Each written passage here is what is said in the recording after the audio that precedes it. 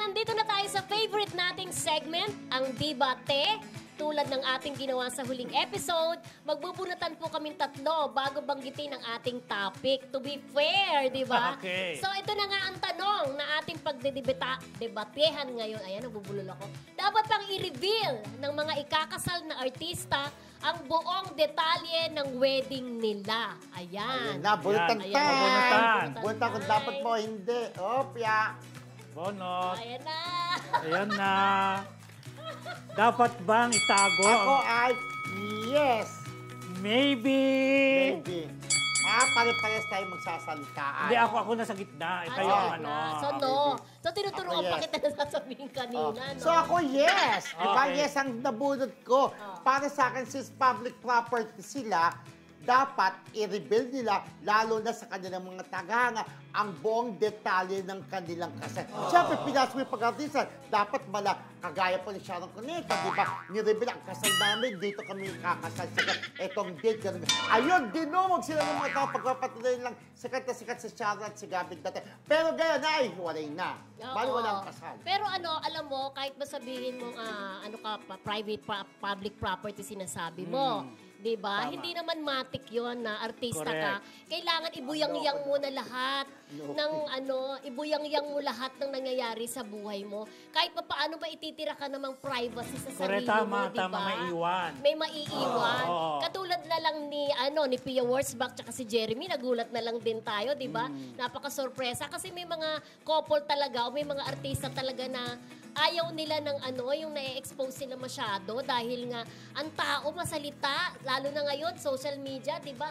Ang dami-daming sinasabi sa mga bisitang darating. May sasabi, ay bakit wala si ganyan? Ang ninong at ninang, ay bakit ganyan ang ninong at ninang? Mga ganon. So, iniiwasan nyo ng mga artista. Pero ang sabi nga, that's the price of success they have to pay, di ba? Pinasok mo yung pag-aartista, di ba?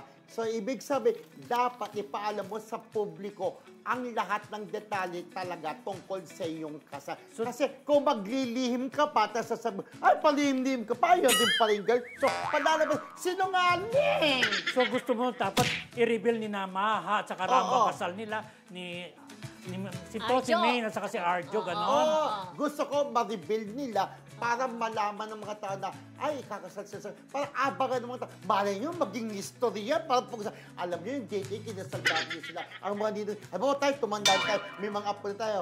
Alam mo, anak, nung kinasal sila. Ganyan din. Ang dami tao, parang circus. Ang dami lang po. Yung mga naging ninang, si FPJ. Sino kausap mo dyan? FPJ tuloy. Kasi kausap mo, kakatakot may kausap ka dyan. Halimbawa, di ba may kinukwentuhan ka? Di ba, saling bibig niya, alam mo, mga naging ninang yan. Naku, nakakatakot may kausap ka talaga dyan. Sino kausap mo dyan? Anak ko, dahil yung anak, yung apo, mga kaibigan. Ay, kagaya ko, nung nabubuhay pa yung mga magulang ko, sabi ko, ay, mas sikat pala dati si Amalia Puente, tsaka si Susan Rose. Di ba yung, kinisal siya, lalak, ganun. Alam mo, alam ng detalye ng magulang ko kasi kapanahunan niya. Kaya dapat i-reveal nila lahat, di ba? Oo. Mildred, say mo Hindi, dyan. ang masasabi ko dyan, sinasabi mo that's the price they have to pay.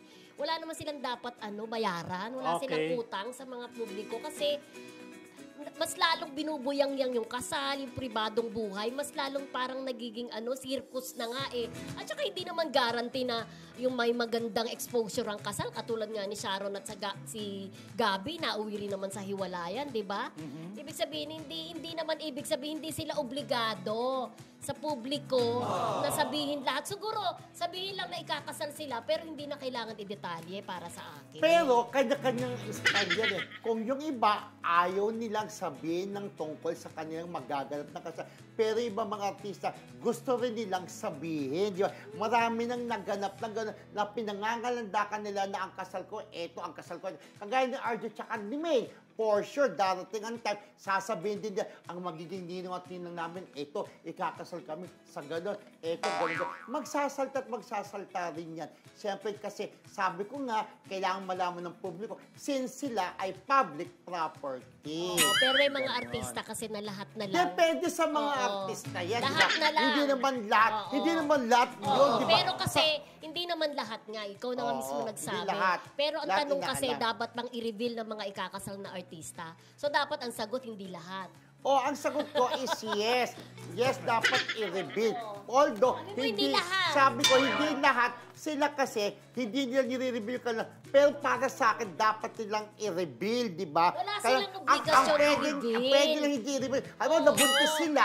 Yun, nabuntis Wala sila out of silang wedlock. obligasyon. Pwede nilang hindi i-reveal yun. Kasi nabuntis sila. Stop! Depende na sa kasal. O yan.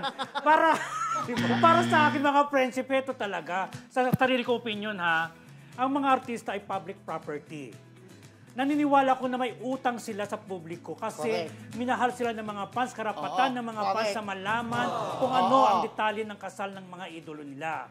Pero, ang mga artista may karapatan ding isikreto muna kung ano ang detalye ng kasal nila until na maganap yung kasal at saka ibuyang-yang ang mga detalye, di ba? So, Parang ganon. it's either yes or no ka, di ba? Oo nga, kaya Correct, maybe. tama. Parang ganon. Kasi, Maybe. kasi naniniwala ako friendship na ano ganito yun eh. Di ba? Ang hirap din, nagiging carnival din minsan eh, pag Correct. detalye mo. At saka may mga paandar din sila ngayon na parang gusto nila sa YouTube channel nila, sa Oo. vlogs nila gawin. Correct. Kaya nangyayari yung ganyan eh, di ba? O Aminin kaya mo may yan. tie-up sa network, Oo, exclusivity ng binibenta coverage. nila yung ano, yung Oo, kasal nila, parang correct. ganon, yung events nila. Oo. Nangyayari yan, di ba, yung exclusive. Business, nagiging business. Exclusive sa Jamie 7 ang kasal, di ganito, di ganyan. Oo. Di ba may mga ganyan din Correct. nangyayari dati? Oo. Parang ganon. Parang nagiging business din, di ba? Oo. So, papalitan ko yung yes ko, magiging no, paninindigan ko pagiging yes ko. Yes. Di ba? So, depende talaga yan sa mga artista kung anong-ano gusto nila. Parang ganon. Correct. Yun. Yes. Ang importante sana magtagal yung relasyon nila. Yun ang yung importante kasi pagsasama. kinasal kayo sa sa harap grande. ng Diyos, di ba? Wala sa grande. Nagsumpaan kayo sa hirap at ginawa for better or worse. Tapos naghiwalay din. Sayang yan yung papel na pila. Sayang yung mga regalo sa mga At hindi guarantee ang kasal para Pero ang kaya yung iba hindi pagsasama. naniniwala. Saan kayo mas na-excite sa kasal ni Mahat sa ni Rambo o ni Main sa ni Arjo? Ako kay Kay Main Main at tsaka kay Arjo. Oo, kasi siyempre, Oo, iba eh. alamin natin kung imbitado ba si Alden Richards. Oo, darating. yung Oo, mga ganun totoo man, yun, di di ba? ba?